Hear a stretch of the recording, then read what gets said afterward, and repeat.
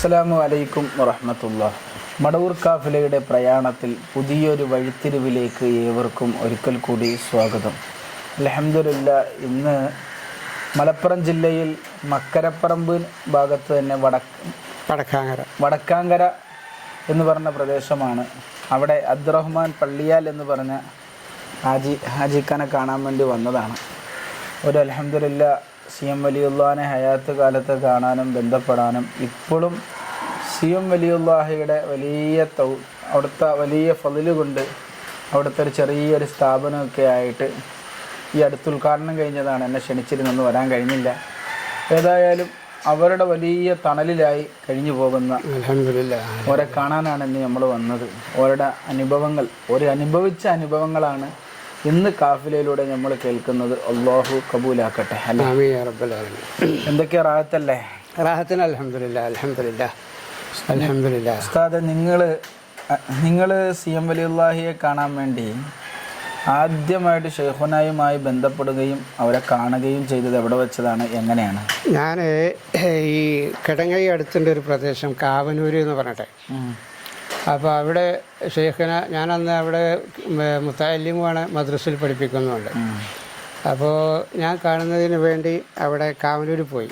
അതെങ്ങനെ ആരെ കൂടെയൊക്കെ അവിടെ എത്തിപ്പെട്ടത് എനിക്കറിയില്ല. അങ്ങനെ അവിടെ എത്തിപ്പെട്ടു, കാവനൂർ എത്തിപ്പെട്ടു. കാവനൂർ അത് മൂപ്പരെ പിന്നീട് ഞാൻ അന്വേഷിച്ചാണ്ട് പോയിട്ടുണ്ട് അവിടെ.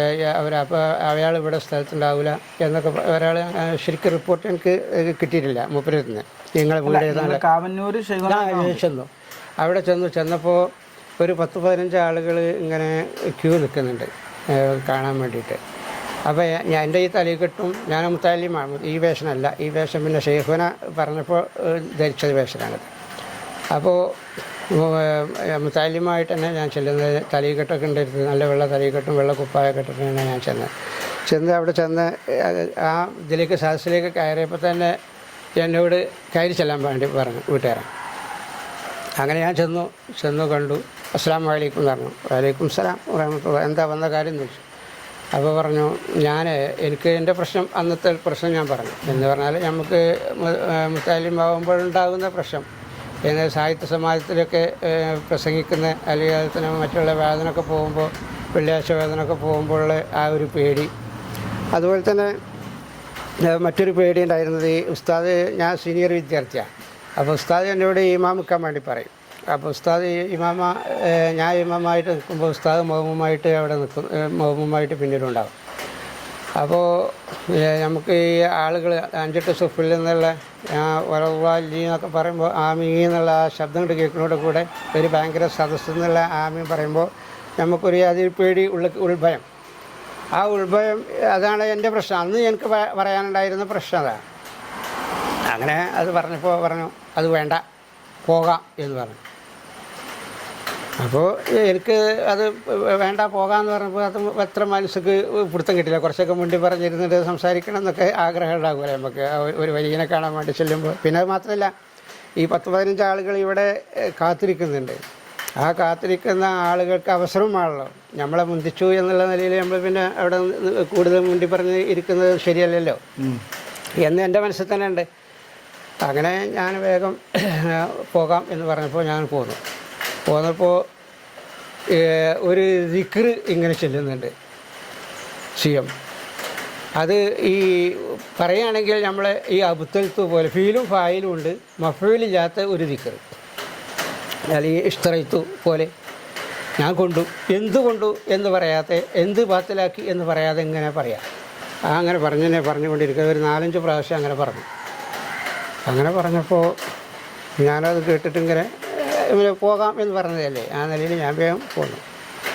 എനിക്കങ്ങനെ മൂപ്പരെ അവസ്ഥ അങ്ങനെയാണെന്നോ സ്ഥിതിഗതികൾ ഇങ്ങനെയാണെന്നോ നമുക്കറിയില്ലല്ലോ, നമ്മൾ ആദ്യമായിട്ട് കാണുന്നതല്ലേ. അങ്ങനെ ഞാൻ അവിടെ നിന്ന് പോന്നപ്പോൾ അങ്ങനെ ചിന്തിച്ചു, എന്താണ് ആ ദിക്ർ? അതെന്നാ മശായിഖന്മാരാരെങ്കിലുമൊക്കെ മൂപ്പർക്ക് വിലായത്ത് കിട്ടാനോ അല്ലെങ്കിൽ മൂപ്പരെ മർത്തബ ഉയർത്താനോ ഒക്കെ കൊടുത്ത ദിക്റുകളോ അല്ലെങ്കിൽ മറ്റെന്തെങ്കിലും ആയിരിക്കും എന്നുള്ളത് ഞാൻ ചിന്തിച്ചു. പിന്നെ അപ്പോൾ പിന്നീട് ഞാനും അത് ചെല്ലാൻ തുടങ്ങി. അങ്ങനെ കേട്ടൊരു ദിക്ർ എന്നുള്ള, അതിന് സനതോ കാര്യങ്ങളോ നോക്കിയിട്ടോ ചോദിച്ചിട്ടോ അല്ല, മൂപ്പർ പറയുന്ന ഒരു ദിക്ർ എന്നുള്ള നിലയിൽ മഹാനവറുകളോടുള്ള മഹബത്ത് മൂലം ഞാനും അത് ചെല്ലാൻ തുടങ്ങി.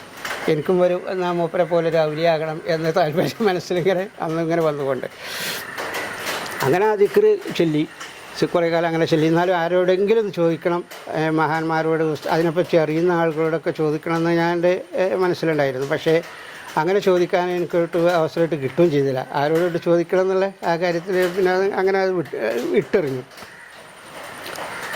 ഇപ്പോൾ നമ്മളെ ഒരു വിവാദ വിഷയം പറയുകയാണെങ്കിൽ ഇപ്പോൾ ഈ അബ്ദുള്ളൊക്കെയാണ് അല്ലെങ്കിൽ വഹാബിയത്തുള്ളവരൊക്കെയാണ് അത് കേൾക്കാൻ വേണ്ടി ചെന്നൊക്കെ വെച്ചാൽ എന്താ വിചാരിക്കുക, അത് ഇതൊരു മാനസിക രോഗിയാണ്, ഇതൊരു വട്ട് കേസാണ് എന്നൊക്കെയാണ് ആളുകൾ പറയുക. പക്ഷേ നമ്മൾ ആ അവസ്ഥയിലല്ലല്ലോ നമ്മൾ പറയുന്നത്. നമ്മൾ നല്ല ഗുണകാംക്ഷയല്ലേ. നമ്മൾ ആ വിഷയത്തിലൂടെ നല്ല കാര്യമാണ് ഞാൻ ചിന്തിച്ചത്. അപ്പം എൻ്റെ ചിന്താഗതി പോയത് ഇങ്ങനെയാണ്.